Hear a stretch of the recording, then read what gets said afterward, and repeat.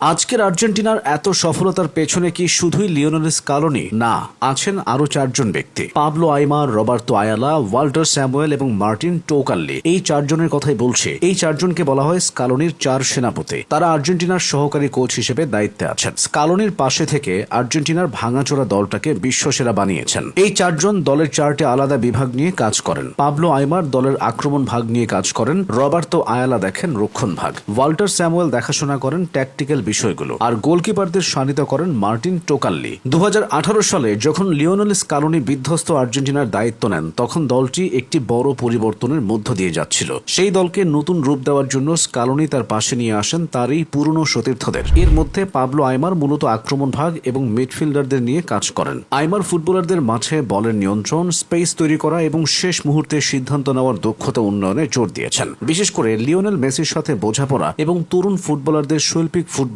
শেখাতে তিনি অতুলনীয়। আইমার দলের অ্যাটাকিং থার্ডের অস্থিরতা কমিয়ে ছন্দ ফেরাতে প্রধান ভূমিকা রাখেন। মাঠের ভেতর ফুটবলারদের পজিশনিং নিয়ে তিনি যেভাবে কাজ করেন, তাতে দলের আক্রমণ ভাগে এক ধরনের জ্যামিতিক সৌন্দর্য ফুটে ওঠে। তিনি শুধু কোচ নন, হয়ে উঠেছেন প্রতিটি ফুটবলারের একজন বিশ্বস্ত পরামর্শক। এবার নজর দেওয়া যাক অন্যদের দিকে। রক্ষণ ভাগের দৃঢ়তা নিশ্চিত করার দায়িত্বে রয়েছেন রবার্তো আয়ালা এবং ওয়াল্টার স্যামুয়েল। আয়ালা ব্যক্তিগতভাবে রক্ষণ ভাগের প্রতিটি ফুটবলারের সাথে কাজ করেন, সবাইকে হাতে কলমে ডিফেন্সের সবকিছু বুঝিয়ে দেন। কুটি রোমেরো এবং লিসান্দ্রো মার্টিনেজরা তার সাথে কাজ করেই এতটা পরিপক্ক হয়েছে। আয়ালা শিখিয়েছেন কিভাবে উচ্চতা এবং শারীরিক শক্তির সঠিক ব্যবহার করে বিপক্ষ দলের আক্রমণ থামিয়ে দিতে হয়। অন্যদিকে স্যামুয়েল কাজ করেন দলের সামগ্রিক রক্ষণাত্মক বিন্যাস বা ট্যাকটিক্যাল স্ট্রাকচার নিয়ে। তিনি রক্ষণ ভাগের খেলোয়াড়দের পজিশনিং, জোনাল মার্কিং এবং বিপক্ষ দলের আক্রমণ প্রতিহত করার নিখুঁত কৌশল সাজান। স্যামুয়েলের দর্শন হলো রক্ষণ ভাগ হবে এমন এক দুর্গ যেখানে প্রতিপক্ষ কোনো ছিদ্র খুঁজে পাবে না। এই দুজনেই ফুটবলারদের মানসিক শক্তি যোগাতে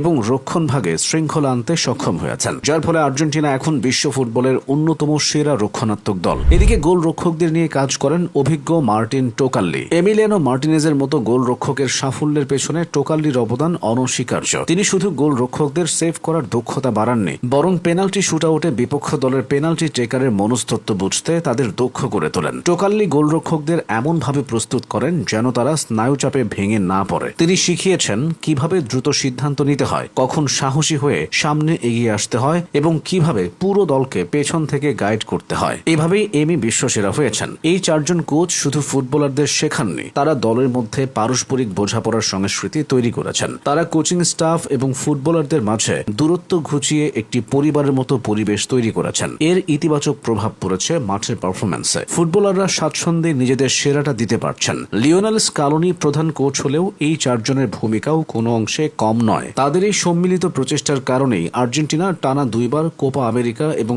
1 বার বিশ্বকাপ জিতে এসেছে। এই চারজনের প্রত্যেকের আলাদা দায়িত্ব থাকলেও তাদের লক্ষ্য কিন্তু একটাই, আর্জেন্টিনাকে সব বিভাগে সমান শক্তিশালী করা এবং সে ধারাবাহিকতা বজায় রাখা। এখন পর্যন্ত তারা নিজেদের কাজে পুরোপুরি সফল হয়েছেন।